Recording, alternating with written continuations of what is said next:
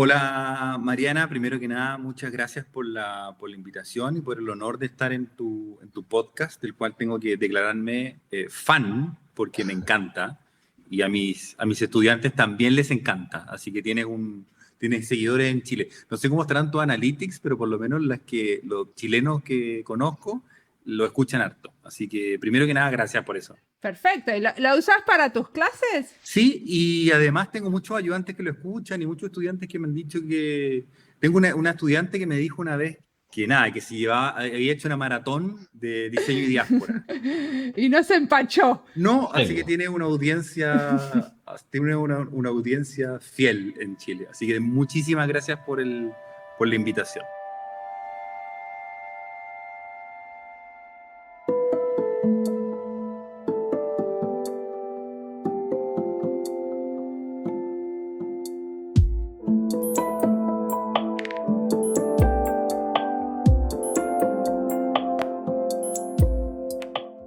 Llegamos a la última entrevista de la serie Diseño y Democracia. Publicamos una después de la otra para que sean fáciles de encontrar y para darle más presencia a la serie. También tiene un logo diferente, ojalá sirva. Para mí fue interesante esto de hacer entrevistas con Fede porque no tengo que estar siempre pensando en la próxima pregunta, sino que podía relajarme y saber que si a mí no se me ocurría nada, Fede tenía algo para preguntar. En una entrevista, uno de los secretos es estar muy atenta, obviamente. Igual se pasan siempre cosas y a veces después me doy cuenta que hubiera tenido que preguntar esto que se me pasó. Siendo dos, con todas las neuronas en lo que está pasando, entonces es más fácil hacer entrevistas buenas.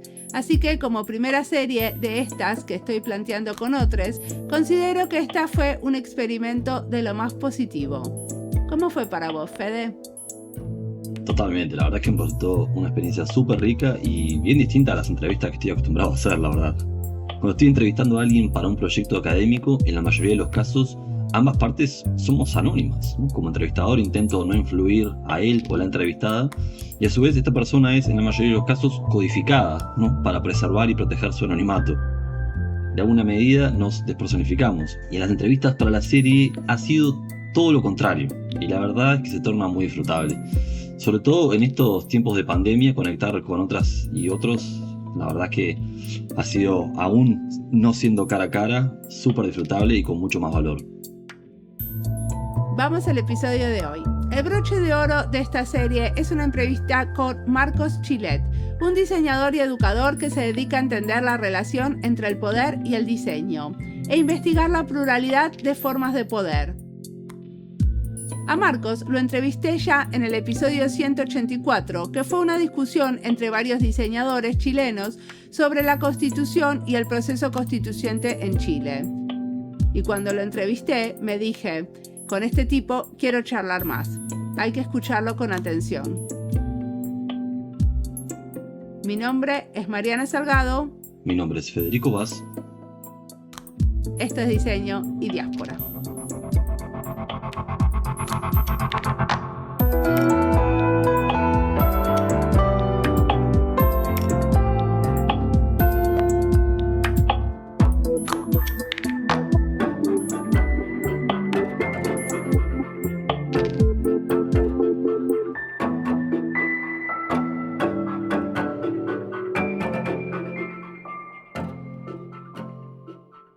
Bueno, mi nombre es Marcos Chilet, yo soy diseñador de la Universidad Católica, también soy docente de la Universidad Católica. Bueno, actualmente junto a Martín Tironi, Carola Ureta y Pablo Hermansen estamos haciendo la curatoría del pabellón de Chile de la Bienal de Diseño en Londres. Y bueno, yo diría que muy en resumen, a lo que más me he dedicado en mis años de carrera, que no son pocos, pero tampoco son muchos, es a la relación que existe entre diseño y poder, ¿no? En múltiples formas y múltiples sabores y colores, los que me han hecho pasar por el Palacio de la Moneda, me han hecho pasar por un canal de televisión, me han hecho asesor político y también proyectos de otra naturaleza, pero yo creo que no sé, quizá eso ya da como un pequeño barniz de a qué me he dedicado y qué es lo que me interesa. Entonces te puedo hacer esas preguntas difíciles como, por ejemplo, Porque esta es una serie sobre diseño y democracia, ¿no? Y el poder, la participación y la democracia están, ¿cómo los ves vos? Yo veo que hay un cambio de conciencia, por lo menos no sé cómo será en el resto del mundo, pero por lo menos en Chile hay un cambio de conciencia en torno a la relación entre poder y diseño. Cuando yo estudié en la universidad, el vínculo entre poder y diseño parecía ser no tan claro, no tan evidente. O sea, el diseñador se dedicaba a hacer objetos, servicios, que no tiene nada de malo, ¿eh? No estoy diciendo que eso haya un problema. Todo lo contrario, es una cosa muy importante. Pero que básicamente esta relación con el poder era una relación ambigua, no era tan clara, quizá para la gente que estudia Derecho o la gente que estudia Ingeniería, era algo que era más nítido, ¿no? Eso ha cambiado radicalmente. O sea, yo veo en los estudiantes que hoy día entienden de que tener poder, acceder al poder, a formas distintas de poder, no solamente me refiero a poder político, me refiero a una pluralidad de formas de poder, es central para cualquier tipo de proyecto de cambio relacionado con el diseño. Y por lo tanto, la variable del poder, que siempre había estado, por ejemplo, muy concentrada en la escuela de Derecho, repentinamente empieza a aparecer como una pregunta fuerte en la escuela de diseño de nosotros. Y también empieza a aparecer en una forma muy fuerte en la carrera que han llevado mis compañeros de generación, ¿no? La gente que salió conmigo y que yo observo en qué están, qué es lo que están haciendo, y los veo cada vez más involucrados en la pregunta de dónde viene el poder de cambio para los proyectos que están haciendo y las transformaciones que están ocurriendo. En ese sentido, creo que cada vez se vuelve más íntima, más necesaria y más profunda esa reflexión. Bueno, cuando hablamos de cambio, ya estamos hablando con un chileno, queremos saber sobre qué está pasando con el proceso constitucional, ¿no? Está pasando de todo. Cambio. Está pasando de todo, eso lo te puedo decir. Está pasando de todo. Se está revolucionando Chile. Sí, se está revolucionando Chile. Mira, cada uno tendrá su opinión política, yo diría para bien, ¿no? Para bien, esa es mi posición ahora. Ahora uno no siempre puede morderse la lengua porque el tiempo no le muestra las cosas, pero por ahora yo siento que es para bien. ¿Por qué? Bueno, porque lo voy a tratar de responder como diseñador, ¿no? Primero, antes que responderlo como chileno, ¿no? ¿Por qué como diseñador? Yo creo que la Constitución contiene ciertos elementos que afectan la manera de ser diseñador en Chile. La relación, por ejemplo, entre industria y Estado, por poner un solo ejemplo. O sea, previo a los años 80, en el fondo, Chile tenía un desarrollo industrial. O sea, fabricábamos radio, fabricábamos, ¿cómo se llama? Y con esto no quiero hablar de una nostalgia industrial. Lo que me refería era una cierta vocación creadora, por decirlo de alguna manera. Que el Estado tenía una vocación de crear los objetos del mundo, por decirlo de alguna forma. Y esa vocación se perdió. Y siento que en parte esa vocación se perdió porque la Constitución tiene ciertas cláusulas, que no vamos a entrar en el detalle legal, pero tiene ciertas cláusulas, tiene cierta manera de enfrentar la realidad, que desvincula la iniciativa del Estado en torno a ciertos proyectos que en el fondo son casi más grandes que nosotros, ¿no? Ahí estaba, me acuerdo, leyendo este libro de la Mariana Mazzucato, que lanzó recién, no recuerdo bien el nombre, donde ella habla, ¿no?, del rol que ha tenido el Estado en grandes procesos de innovación. Y Chile no está en ese lugar en este momento. Y no está en ese lugar hace mucho tiempo. El valor de todo, ¿no? El valor de todo no Exacto. Es el... Sí. Sí, y hay otro nuevo que es A Shot to the Moon, creo que es el nombre exacto. Habría que buscarlo bien. Pero que tiene que ver con esta idea de que el Estado ha tenido un rol en los procesos de innovación, en los procesos de creación de valor, en los procesos de mejoramiento.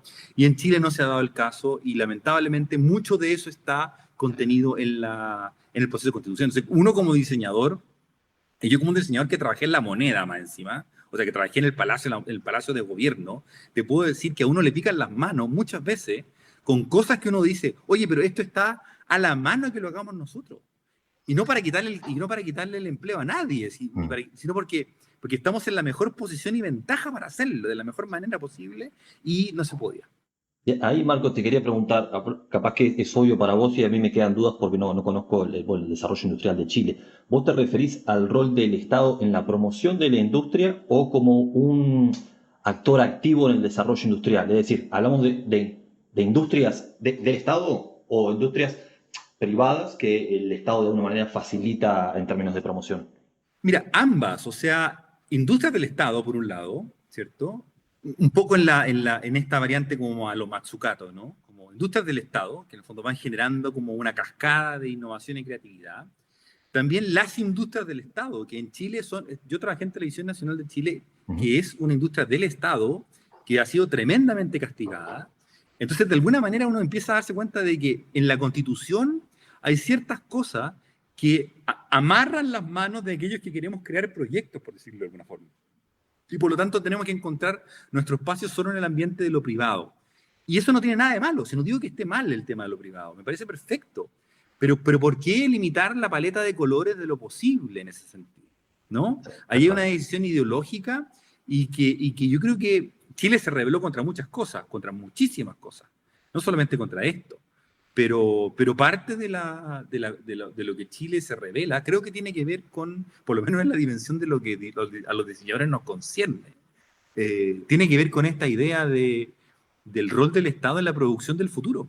Pero ¿cómo te parece que la nueva Constitución puede revertir esto? Bueno, no quiero ponerme muy técnico, pero hay principios como por ejemplo el de la subsidiariedad, que está definido en la Constitución chilena, que tienden a decir, ¿sabes qué? Si no hay una solución privada, recién cuando no hay una solución privada, recién ahí el Estado puede involucrarse, ¿no? Y eso, eso ya a uno le empieza a cortar las manos.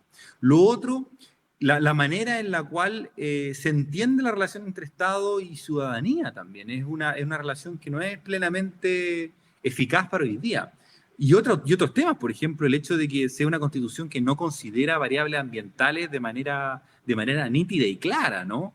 La lista es larga, Mariana. Son 40 años de una constitución muy, muy, muy deficiente. Y en ese sentido, por lo menos yo estoy muy entusiasmado. Y tenemos buenos representantes también dentro de la constitución, o sea, como Giovanna Roa, que va a ser constituyente, diseñadora, ¿no? Y vamos a tener diseñadores también en el proceso constitucional, cosa que a mí me parece que es fascinante y gente muy competente y muy, muy adecuada. Y eso está bien interesante porque de alguna manera lo que estás mencionando acá es que estás viendo el proceso constitucional como un proceso de diseño en sí mismo. Totalmente. De hecho, a mí me ocurre que yo siento que en parte lo que está ocurriendo cuando uno empieza a pensar en la política del diseño o el poder del diseño, y esto nos volvemos, creo que particularmente conscientes con el desarrollo de los algoritmos, que finalmente son instrumentos normativos, es que nos damos cuenta de que efectivamente cuando uno habla de diseño de experiencia o diseño inmateriales, las condiciones normativas bajo las cuales nosotros habitamos terminan siendo vitales e importantes, ¿cierto? En el sentido de las reglas del juego que se nos ponen de alguna forma. Y en ese sentido, yo lo veo como un proceso de rediseño completamente. Y así tiene que ser, ojalá. O sea, en el sentido de que tenga una vocación de proyecto finalmente, como de proyecto país. En ese sentido yo lo veo como una vocación de diseño, lo veo como la idea de proyecto país. Y una pregunta, ¿qué hace un diseñador en la Casa de la Moneda? ¿Qué hiciste? De todo. Quizás uno hace demasiadas cosas, en el fondo. Tuve como sombreros director de marketing, director de diseño digital. Tuve también como sombrero director del área de comunicación digital. Y me tocó de todo, ver terremotos, ver urgencias de todo tipo, hasta la supuesta crisis del ébola me tocó hacer. Incluso, y esto ya es como voy a hacer un disclosure para ti, Mariana, de un equipo que nunca se conoció, pero que yo creo que ya a esta altura ha pasado tanto tiempo que puede ser público, es que nosotros nos juntábamos todos los días, un diseñador, que era yo en el fondo, y un pequeño equipo para trabajar las cuñas de la presidenta de la República, que eran las cuñas que ella iba a decir ese mismo día en la tarde. Y en ese sentido verás la amplitud gigantesca de lo que puede hacer un diseñador en la moneda.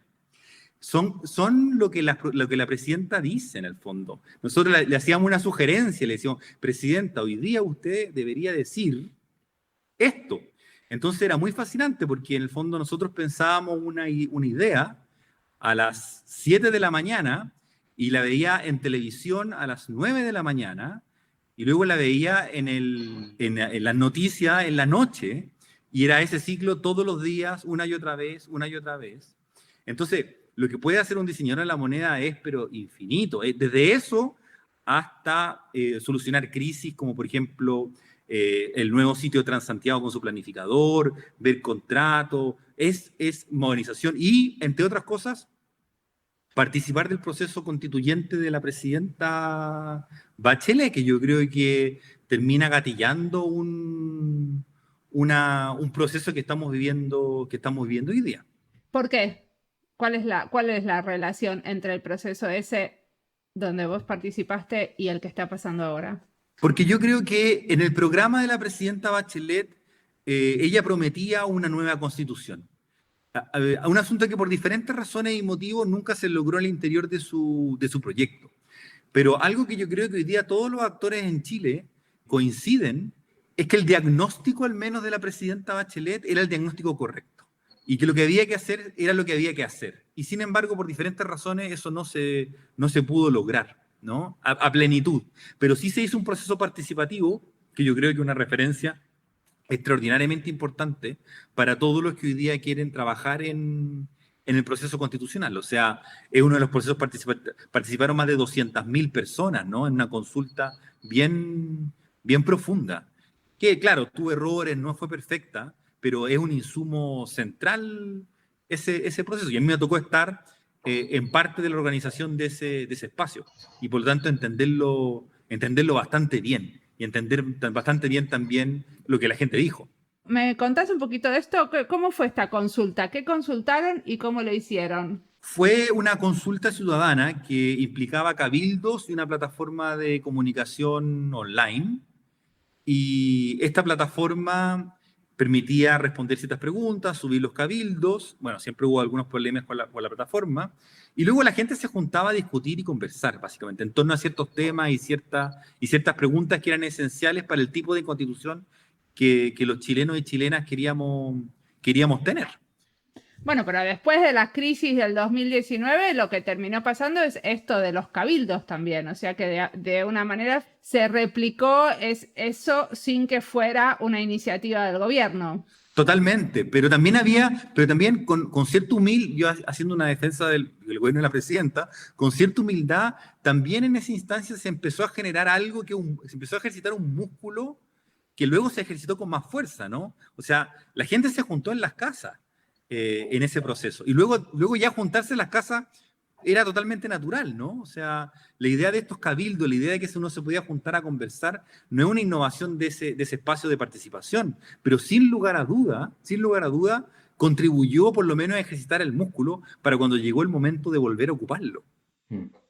¿Y te parece que los y las diseñadoras o el diseño como tal tuvieron algún rol en particular en este proceso? Totalmente. O sea, yo te puedo hablar del rol que yo tuve y que tuvo mi equipo de diseñadores. En el fondo, Sí, por el favor. material, consideraciones, por ejemplo, temas de propiedad a la data, o sea, sensibilidades que en el fondo no estaban tan claras en el mundo político, entraron a través de un equipo de diseñadores que en ese momento estaban haciendo los manuales, haciendo los procedimientos, junto, por ejemplo, a gente como Tomás Jordán y Pamela Figueroa, que son dos abogados, son dos personas constitucionalistas extraordinarios, pero trabajamos codo a codo con el equipo de diseñadores. O sea, hay un momento en el cual hay que hacer la pega, por decirlo de alguna forma. Y en ese hacer la pega se toman un montón de decisiones que son realmente importantes. Y yo recuerdo haber estado, no sé, 12, 1 de la mañana, 2 de la mañana, con gente como Tomás Jordán, que es un tremendo constitucionalista, decidiendo en común formas de comunicar cosas que eran esenciales para este proceso. Y yo creo que para el proceso que viene ahora, a futuro, estoy seguro que los diseñadores van a tener no solo un rol al interior de la Constitución como constituyente, van a tener un rol en la capacidad de que este proceso sea participativo, sea inclusivo, sea entendido y que de alguna manera no adolezca de los mismos errores y problemas que otros procesos en el pasado. Bien, está claro. Entonces, hay algunos factores, digamos, que las y los diseñadores aparentemente pueden facilitar, ¿no? Esto de hacerlo más participativo y demás. ¿Esto te parece que es Y otra cosa también, perdón que te interrumpa, Federico, que es que los diseñadores igual estamos siempre pendientes de la cultura Ujú. y del espíritu de las cosas. ¿Se entiende dónde voy? O sea, Sí. escuchamos música, vemos arte, vemos cine, leemos, o sea, no digo que el resto de la gente no lo haga, pero los diseñadores lo hacemos con un especial entusiasmo. Estamos conectados con el espíritu del tiempo, por decirlo de alguna manera. Entonces, aparte de todo el tema técnico, aparte de todo el tema político, los diseñadores aportamos una cierta sensibilidad, por decirlo de alguna manera. Y esa sensibilidad es una sensibilidad que es propia de nosotros, como no sé, por el momento en que decidimos dedicarnos a este oficio y a esta profesión, lo hacemos porque escuchamos ciertos discos, ¿no? Nos vestimos de cierta forma, nos preocupamos de ciertas cosas, y puede parecer que es una frivolidad lo que estoy diciendo, pero no lo es, porque al final las personas, todos nosotros vivimos en un mundo que es profundamente cultural. Y a veces lo que pasa con el espacio político es que se formaliza, se burocratiza y se desliga de esa dimensión más sensorial que finalmente tienen las cosas. Y la gente no está en las cosas solamente porque no sé, porque está escrito de esta forma o porque está dicho de esta forma. Está hecho porque tiene una sensorialidad, porque hay un mundo de afectos, ¿cierto? Entonces, y con eso no quiero decir que los diseñadores no nos preocupamos de las cosas duras, también nos preocupamos de las cosas duras, pero es un complemento, es un rango de sensibilidad que creo que nos permite abordar los problemas dentro de ese espacio de complejidad. O sea, yo soy un gran defensor de los diseñadores en política. Bien, está buenísimo la reflexión. Entonces, que más allá de los aspectos metodológicos, hay una cierta sensibilidad específica que traen los diseñadores profesionales, digamos, los y las, que ayudan en estos procesos. Totalmente, o sea, yo podría dar miles de ejemplos metodológicos y como bibliográficos, pero imagino que sus auditores, por la naturaleza culta que tienen, ya los conocen. Lo único que yo podría decir es como reivindicar y decir, aparte de todo eso, o sea, aparte del trabajo de Arturo Escobar, aparte del trabajo de muchos otros autores, Ezio Mazzini, aparte del trabajo de todos estos muchos autores, no nos olvidemos que escuchamos discos y que los diseñadores los escuchamos de una forma particular, ¿no? Y que eso tiene una dimensión política. Y esto tiene que ver con este famoso cuento de la empatía que generamos o que pretendemos generar con la gente, porque cuando me decís que tenemos una sensibilidad especial o la sinergia que se pretende generar para motivar la participación. Sí, yo creo que tiene que ver en parte con la empatía, pero también con la seducción. O sea, creo que tiene esa doble dimensión. O sea, tiene que ver con la empatía, y es una palabra bonita y que me parece atractiva y adecuada. Y se discute, y no te la discuto. Pero también tiene que ver con la seducción. O sea, también tiene que ver con el deseo. ¿Por qué? Porque el deseo es importante. O sea, yo sé que nosotros vivimos en una sociedad que a veces tiende a un grado de puritanismo, ¿no? Y como ocultar que el deseo es un factor. El deseo de participar, el deseo de ser, el deseo de futuro, por decirlo de alguna forma. Bifo Berardi hablaba de esta idea, ¿no? Y bueno, y Mark Fisher también habló de esta idea, de la idea de la futurabilidad, ¿no? Del futuro. Y de alguna manera esta sensibilidad tiene que ver con la empatía, como tú dices, que es el entender al otro. Pero también tiene que ver con la idea de construir los clivajes culturales para el deseo de estar juntos.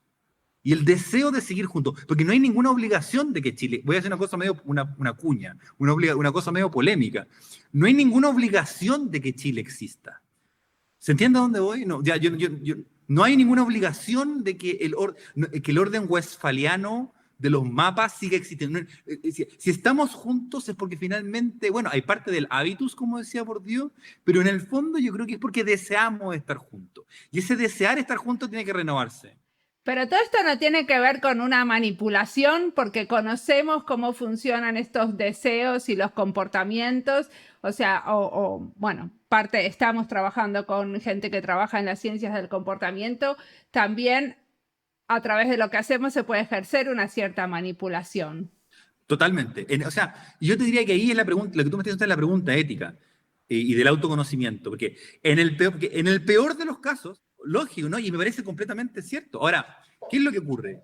Que es como lo que hay un filósofo muy querido que falleció este año por mí, que se llama Bernard Stiegler, bueno, que tomaba una idea de Derrida, que era la del fármaco, ¿no?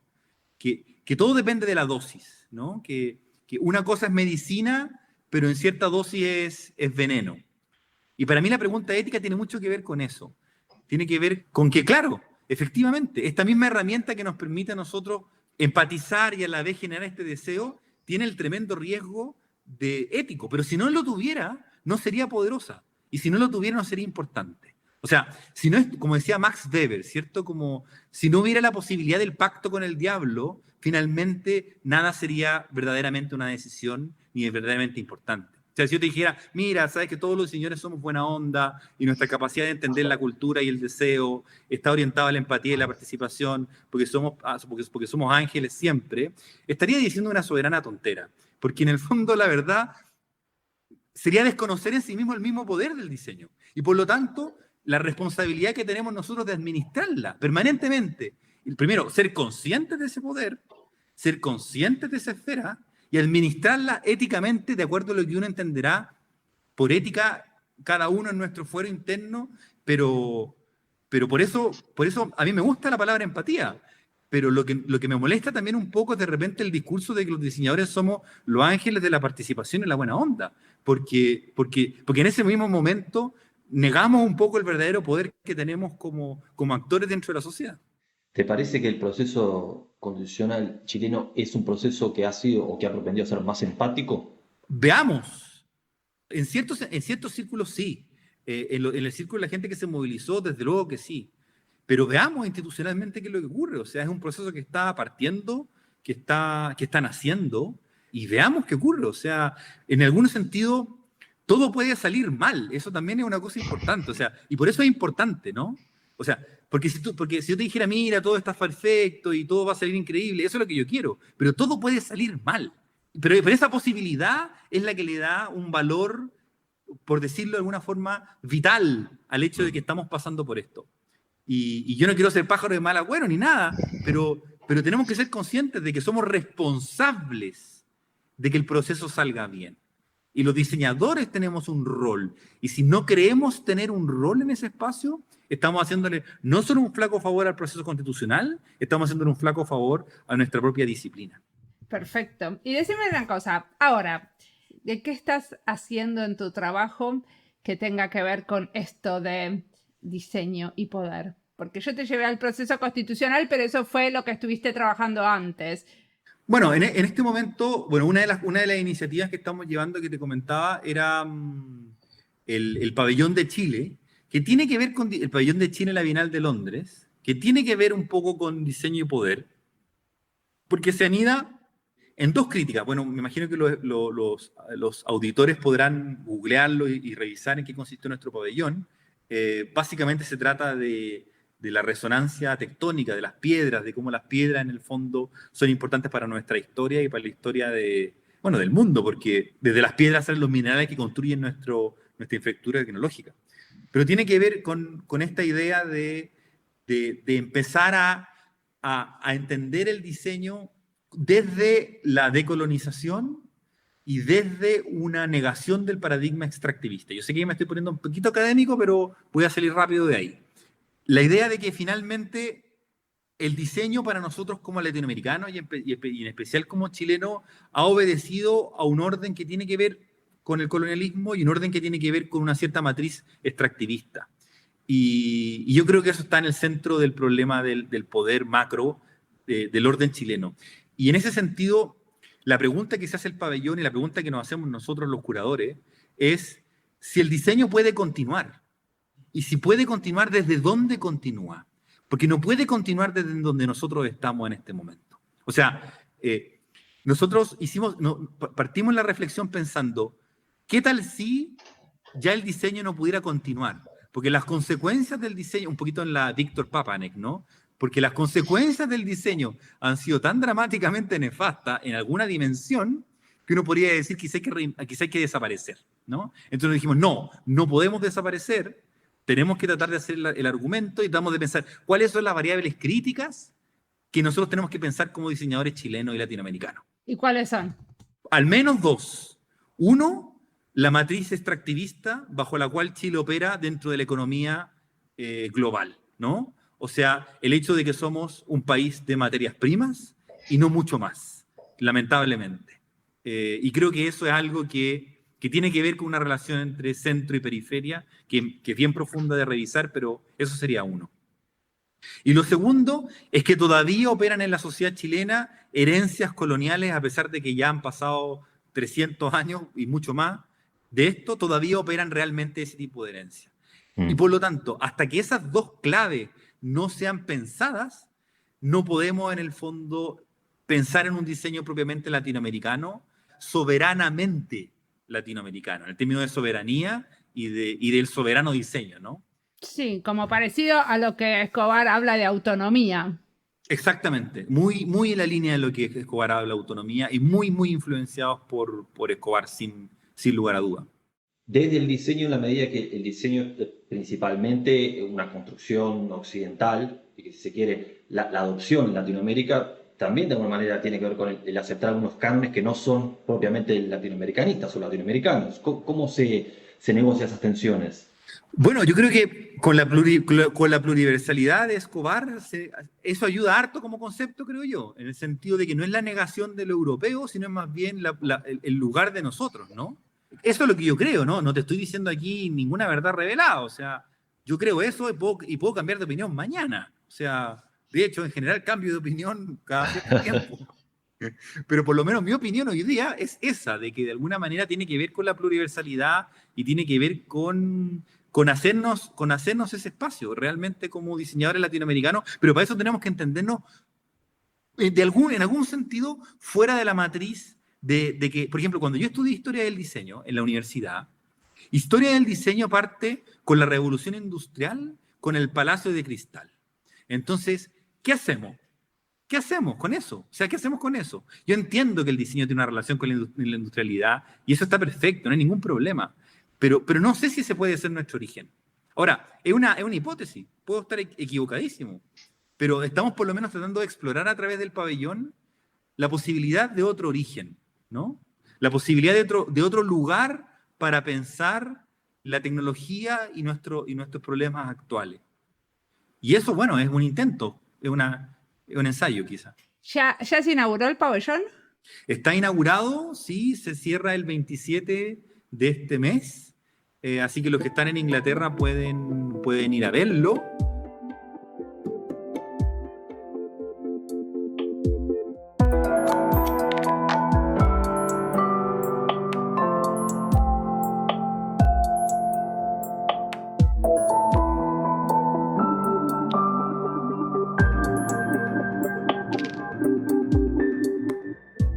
Esta entrevista va a ser parte de algunas series como Diseño y Gobierno, Diseño con lo no humano, Chile y Diseño, y también de la lista Diseño y Futuro. Creo que cuando habla Marcos de la Bienal de Diseño, se trata de eso, de pensar qué viene después, de pensar el futuro. Y no hay nada mejor que empezar por una buena pregunta. Él y su equipo se preguntan, ¿cómo sigue el diseño?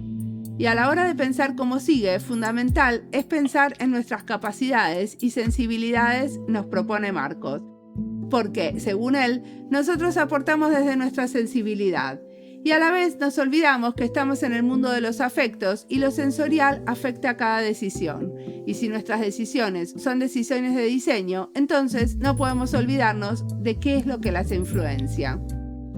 Por eso, a veces en Diseño y Diáspora también recomendamos música, libros de ficción y algunas otras cositas. Creo que esto de la sensibilidad también te resonó, ¿cierto, Fede? Sí, totalmente.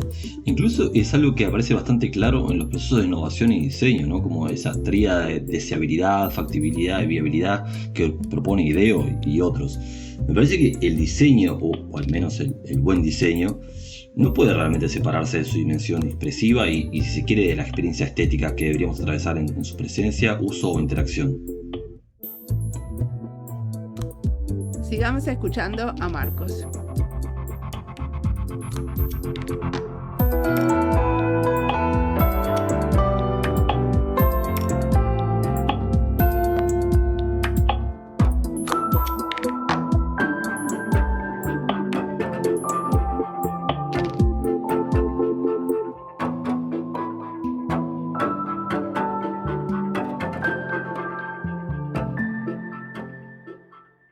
Una consulta con respecto de esto. ¿Cómo es el enfoque, cómo desde la academia o desde la docencia en Chile, cómo se encara el diseño decolonial o decolonialista?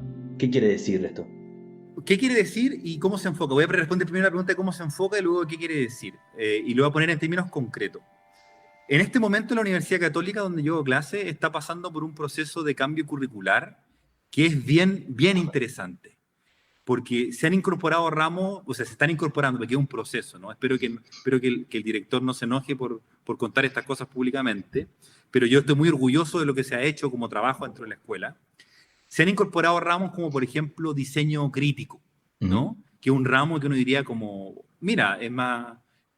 Se incorporó todo un nivel en taller que se llama, creo que el nombre que tiene hoy día es diseño de escenarios futuros, ¿no? Entonces empezamos a ver que ya dentro de la malla de nuestra escuela, ¿cierto? Que es una escuela relativamente significativa en Latinoamérica, o por lo menos así nos dicen, quizá habría que ver cuánta gente está de acuerdo, que es una escuela que ya empezamos a ver contenidos que tienen que ver con matrices de pensamiento decolonial y bibliografía que se incorpora. Arturo Escobar, Boaventura de Sousa Santos, ¿no?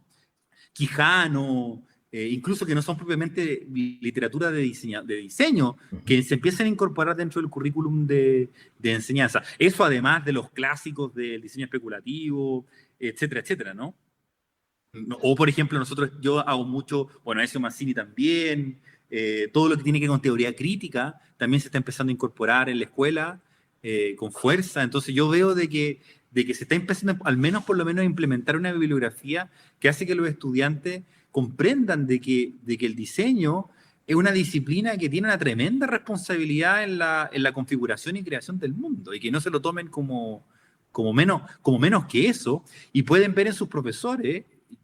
Yo, como un ejemplo, uno más, pero hay muchísimos ejemplos más, que están involucrados, y exalumnos de la escuela, que están involucrados en procesos de alto poder, de alta toma de decisión, en tremendos proyectos, y que no es como se llama la vieja idea de, mira, sabéis que el diseñador hace lo que le dicen, ¿no? Eso está cambiando, y está cambiando con fuerza. Y en ese sentido, las preguntas en torno a ser diseñador latinoamericano y la colonialidad se transforman en preguntas importantísima. ¿Puedo preguntar una cosa para molestar? Decime, porque la Universidad Católica es católica y aparte de eso es una universidad privada, donde seguramente las poblaciones más vulnerables no tienen acceso, justamente las que sufrieron más la colonización, como los mapuches. ¿Cómo hacemos para enseñar decolonización en ese contexto? A ver, yo no soy el rector, así que no puedo responder esa pregunta desde institucionalmente. Te puedo responder, ¿cómo se llama? Te puedo responder desde mi perspectiva. Y desde mi perspectiva como persona, incluso, ni siquiera como profesor, sino como alguien que está observando el proceso. La verdad, la escuela es cada día más variada. Y eso tiene que ver con la universidad, tiene que ver con políticas que ha implementado la universidad, y también tiene que ver con políticas que se han implementado a nivel país. O sea, en el gobierno anterior se implementó, por ejemplo, queríamos el 100% de la gratuidad, no se pudo implementar, se implementó hasta un 70% de la población. Y eso hace un tremendo factor de diferencia. Hay políticas de la universidad también que van orientadas en ese sentido, como programas de inclusión. O sea, tienen becas para gente que no puede pagar esas cosas. O sea, hay gratuidad efectiva para personas que no pueden pagar. Ahora, siempre hay gente que hoy día se está endeudando y que no queda dentro de la gratuidad, y eso es un tremendo tema todavía, y lo sigue siendo. Pero no es que de alguna manera, esta no es la universidad, esta no es la escuela, por decirlo de alguna manera, que se vivía hace unos años atrás, donde efectivamente había una homogenización muy profunda de los estudiantes, en términos de su origen social. Ahora, con esto no quiero decir de que estamos viviendo en la pluralidad más amplia posible, pero sí lo que quiero decir es que se está haciendo un camino hacia ese lugar, y creo que se está tomando con responsabilidad. Ahora, eso te lo digo yo de lo que yo he podido observar y lo que yo he podido, ¿cómo se llama?, mirar. Y en ese sentido, yo veo en mis clases, veo esa variedad, veo esa amplitud, que cada año es un poco más grande, y eso me pone contento también en términos de quién está decidiendo meterse a estudiar diseño y seguir colaborando con esta profesión que para mí, por lo menos, yo estudié 2 carreras. Yo estudié arte primero y luego estudié diseño. Y me encanta el arte, pero mi amor absoluto es para con el diseño. Entonces, la gente que estudia esto siempre me provocan una cierta como sensación de cofradía. Y decime, vos trabajaste mucho como diseñador y ahora estás trabajando más como educador. ¿Vos ves una decisión ahí o ves que las dos cosas van? ¿Cómo es? No, para mí la lectura, el trabajo son comunes. O sea, ahora estoy trabajando, por ejemplo, con un equipo fantástico, con Eduardo Gosín. Hicimos un test de COVID, por ejemplo. Entonces, ¿qué tiene que ver eso con lo que está? Bueno, uno es diseñador siempre, entonces uno puede hacer un test de COVID.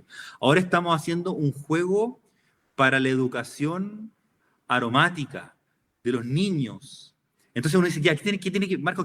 Bueno, uno es diseñador, a uno le interesa todo, ¿no? Lo que hablábamos un rato de la cultura antes. Uno tiene ganas de todo, uno tiene deseo de todo, en el fondo. Entonces, al final, bueno, y todo se mezcla finalmente, porque la pregunta esencial es el poder, ¿de dónde uno saca el poder para poder hacer las cosas que uno quiere hacer? Poder en el sentido del poder, en el sentido de Spinoza, ¿no? No en el sentido como del poder maquiavélico, sino en el sentido como espinosista de la palabra poder, de la capacidad de transformar el mundo. Y eso viene de un lugar, o viene de la institución, o viene de miles de partes, ¿no?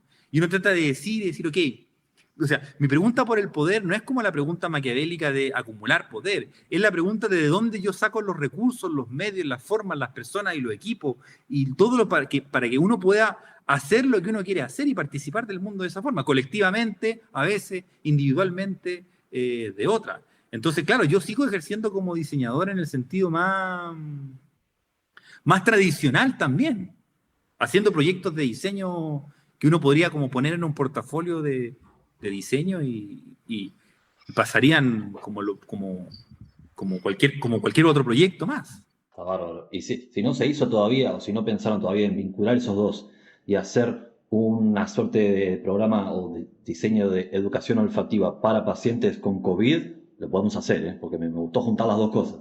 Lo que pasa es que en algún momento a mí me dio, porque yo dije, ya, esto es demasiado serio, demasiada constitución, demasiada política, demasiado de colonialismo, que me parece fantástico, lo amo, lo quiero y es un tema que yo lo voy a seguir profundizando. Pero de repente me dije, ¿sabes qué? El placer. Entonces me puse en la cabeza el tema del placer especulativo. Como, ¿cuáles son los placeres especulativos, no? Como, por último, para descansar, porque uno no puede estar como cabezoneando todo el día, uno tiene que preocuparse también de otras cosas. Entonces, y ahí mágicamente me encontré con Eduardo Gosín, que es del Centro de Aromas y Sabores del TICTUC. Y hicimos buenas migas y empezamos a estudiar los aromas y los sabores, y los vinos, y los olores, y todo eso. Bueno, y con el COVID, el tema de la anosmia, ¿no? De la falta de olfato, tiene que ver con esta idea de no poder sentir este placer de alimentarse. Y ahí empezamos una línea de trabajo que está recién incipiente, que tiene que ver con la educación en torno al olfato, pero que en el fondo es la educación en torno al placer, ¿no? A la capacidad de sentir más placer, ¿no? Como esta visión hedónica, ¿no? Y bueno, y uno se mete en cada cosa. ¿Qué te voy a decir? Sí, todos nos metemos en miles de cosas. No le voy a poder decir a tu audiencia que tengo como una visión consistente y unitaria del diseño. Como que uno hace lo que quiere al final, ¿o no? Total. Hago lo que quiero y lo que puedo, porque como vos decís, me encantó lo de no cabezonear. Para mí, por ejemplo, yo cada tanto necesito ir a meter la cabeza en agua fría para que se me haga un reset del cerebro y no tener que pensar tanto. Entonces es como mi momento de la nada. Sí, es que yo creo que es muy importante. O sea, si uno está pensando todo el tiempo, no puede pensar, no está pensando. O sea, uno requiere como, uno vive en la cabeza y uno vive en el cuerpo, uno vive en las sensaciones, y yo creo que los diseñadores tenemos esa facultad. Sigo con la defensa del diseñador. Estudien diseño, auditores. Y si se han desencantado del diseño, encántense de nuevo. Yo creo que los diseñadores tenemos esa facultad de movernos desde temas muy complejos y muy técnicos a dimensiones muy sensoriales y muy ápticas, y yo creo que no podemos negar de ninguna de las dos. De repente a mí me preocupa, en este giro más ontológico del diseño, que nos olvidemos de dibujar, que nos olvidemos del color, que nos olvidemos de la sensorialidad, porque son fundamentales. A mí otra cosa que me pasa es que creo que hay conceptos de diseño como tolerancia, resistencia, turbulencia, que tiene que ver como con manejar material, ¿no? Que se vuelven conceptuales rápidamente y que si uno los conoce materialmente los entiende en profundidad. Porque de repente, no sé, filosóficamente se habla como de las turbulencias, o por ejemplo, roces, ¿cierto? Aquí están existiendo roces. Bueno, para nosotros, roce es un concepto bien concreto, que tiene que ver con el roce de materiales que produce fricción, ¿cierto? Entonces, nosotros sabemos qué es lo que es la fricción, por ejemplo, que se produce entre el plástico y el acero. Y eso nos puede parecer como ya súper como demasiado pedestre. Pero cuando nosotros escuchamos fricción, lo escuchamos desde ese lugar que lo entendimos. O cuando hablamos de un diagrama, lo escuchamos desde nuestras clases de dibujo. Entonces yo siento de que también hay que tomarle el peso conceptual al hecho de dibujar, al hecho de hacer acuarela, al hecho de entender el color. Porque cuando uno entiende en el fondo cosas que son materiales, esas cosas materiales también nos sirven de manera de organizar el pensamiento. Y yo creo que la cualidad de los diseñadores es que organizamos el pensamiento materialmente.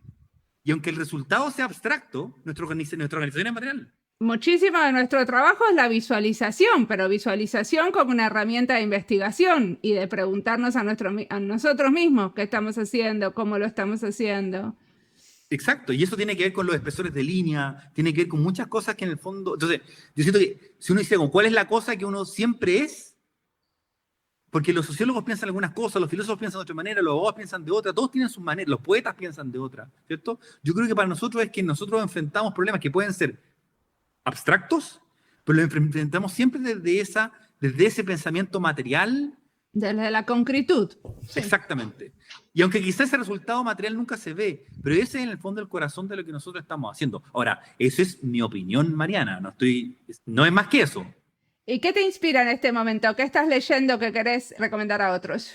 Ahora muchas cosas, pero yo lo que recomendaría full es un libro que estoy leyendo justo, bueno, ya lo he leído varias veces, pero ahora estoy haciendo una revisión que es The Cost of Connection, cómo la data está como colonizando la vida humana y apropiándosela para el capitalismo, de dos autores, Nick Couldry y Ulises Mejías, que es un libro sobre colonialismo y data. Y lo que ellos plantean es que existen similitudes en los procesos de colonización, que todos conocemos, ¿no?, durante siglos, y el proceso de colonización de nuestra data que se está dando ahora, ¿no? Que esta idea de terra nullis, tierra de nadie, que es como la tierra que está lista para ser tomada, ese concepto, de hecho, en Australia le decían terra nullis, ¿no?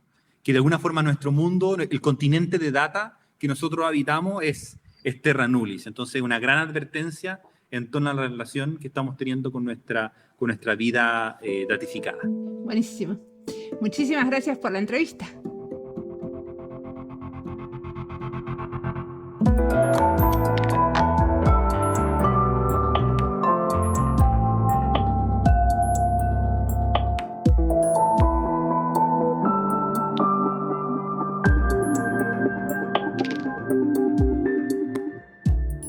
Entrevistas no pretenden ser exhaustivas, sino investigar un poco el tema que nos convoca. Hace poco, justamente, mi amiga Ramia Macé contaba que acaban de publicar un libro sobre diseño y democracia, en inglés, Design and Democracy, donde ella tenía un capítulo.